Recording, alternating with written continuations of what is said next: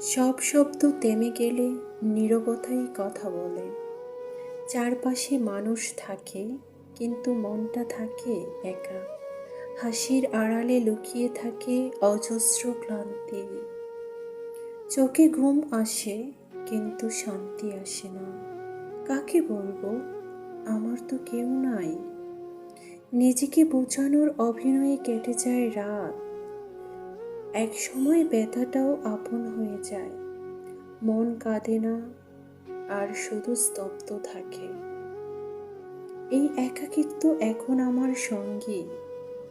যন্ত্রণা হয়তো তীব্র, তবু সত্যিকারের নিজের। প্রতিটি নীরবতা এক একটি গল্প বলে। নিজের ভেতরেই এখন আমার জগৎ গড়ে উঠেছে। আমি একা, তবুও সম্পূর্ণ নিজের মতো আছি।